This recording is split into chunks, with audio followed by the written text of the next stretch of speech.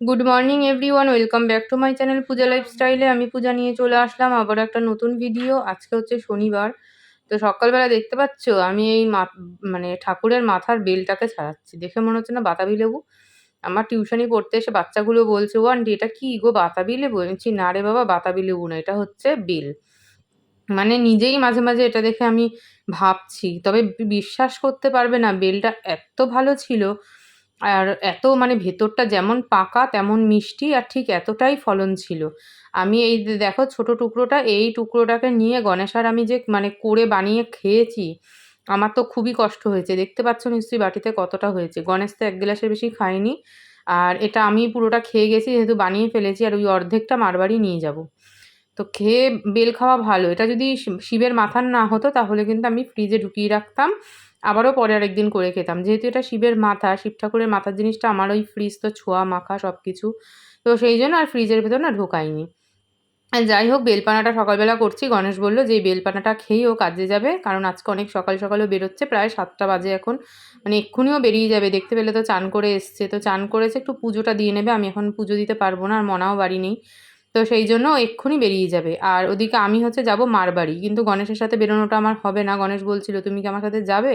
আর না, বেরাবো কি করে, আমার তো এখনো কাজ সারা হয়নি। মেন যেটা কাজ সেটা হচ্ছে স্নানটাই আমার হয়নি। আর মোটামুটি যে কাজগুলো আছে সেই কাজগুলো দেখো, রান্না আজকে কিছুই করার নেই, কারণ গণেশ ভাত খেয়েও যাবে না, আর ওদিকে টিফিনও আজকে নিয়ে যাবে না। ওদের সব এখন ট্রিট পার্টি চলছে আর কি, এ ওকে খাওয়াচ্ছে, সে তাকে খাওয়াচ্ছে, এই চলছে। যাই হোক, এতে একটা জিনিস ভালো হয়েছে, এই ফাঁকে বাপের বাড়ি ঘুরেও আসছি। আর কোনো মানে এই সপ্তাহ ঠাকুর আমাকে এমন ভর করেছে যে কি বলবো। একদিকে দেখো টিউশনি ওরা ছুটি নিয়েছে সকালটা, আরেকদিকে মনার পরীক্ষাটাও শেষ হয়েছে, অন্যদিকে গণেশও টিফিন নিচ্ছে না। মানে ঠাকুর চারিদিক থেকে এই সপ্তাহটাকে আমাকে দেখেছে আর কি। তো যাই হোক, বেলপানা গণেশেরটা খেয়ে গণেশ তো বেরিয়ে গেছে। যার জন্য দেখো পুরোপুরি রেডি হয়ে নিয়েছি। আর এই হচ্ছে আজকে বড় মা। বড় মার মালাটা কিন্তু আজকে খুবই সুন্দর হয়েছে, জানো তো। মানে বড় মার মালা এরকম ভরা না হলে না ভালো লাগে না দেখতে, কিন্তু এই সবসময় পাওয়া যায় না, একটু ফাঁকা ফাঁকা কাছের দোকানে যা পাওয়া যায় তাই নিয়ে এসে দেওয়া হয়। চলো এখন আমি বেরোই, আমি রেডি। আর শরীরটা কোনো জুত নেই, আজকে আবার আমাকে আইব্রো করতে যেতে হবে, অনেক কাজ আছে। ভেবেছিলাম মার বাড়ি এসে মাকে বেলটা দেবো, আর সকালের টিফিনটা মার বাড়ি দিয়ে খাবো, খেয়ে একটু বেলঘুরিয়ে যাব আইব্রো করতে। তাছাড়াও আমার দুটো একটা কাজ ছিল, কিন্তু এই দেখো এই দিদিটা এসেছে আইব্রো করাতে মাকে, প্রতি মাসেই আর কি আসে। মা করে বাড়িতে বসে, মার তো বেরোনো সেভাবে হয় না। মা যখন যোগা সেন্টারে যায়, সেই যোগা সেন্টারের সামনে কোনো পার্লার পড়ে না, মা অটো করে যায়, অটো করে আসে। তো সেই জন্য মার আর মানে এই দিদিটাই বাড়িতে করিয়ে দিয়ে যায়। তো এই বললাম না, এই সপ্তাহে আমার কপালটা ভীষণ ভালো আর কি। তো লাকিলি আমি আজকে এসেছি, আর আজকেই দেখো সে এসেছে আইব্রো করতে। আমাদের আইব্রো করা কমপ্লিট, আর এখন এই ভিডিওটা কিন্তু একদম সন্ধ্যেবেলায় চলে এসেছি।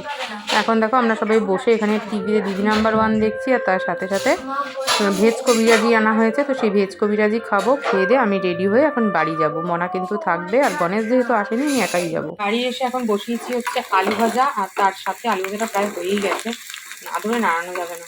যাই হোক, আর এপাশে তো ভাত গরম করে নিয়েছি, ওদিকে ডালও রয়েছে, তো এই দিয়ে আজকে ডিনারটা আমাদের হবে। আর মনা তো এখনো আজকেও বাড়ি আসেনি, আমাকে একাই চলে আসতে হলো, কারণ গণেশের আসতে দেরি হচ্ছে। তো বাড়িতে এসে দেখছি কারেন্ট নেই, সে এক বিভৎস অবস্থা ছিল। যাই হোক, কারেন্ট এখন এসছে।